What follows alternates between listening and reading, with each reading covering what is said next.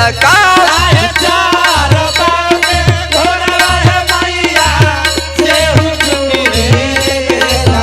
हे मैया अरे चार पाँव के घोड़ावा या मैया सेहू चुकी है गेलका चार पाँव के घोड़ा है मैया सेहू चुकी गेला। यार नारकी दहिया के मैया कौन होटे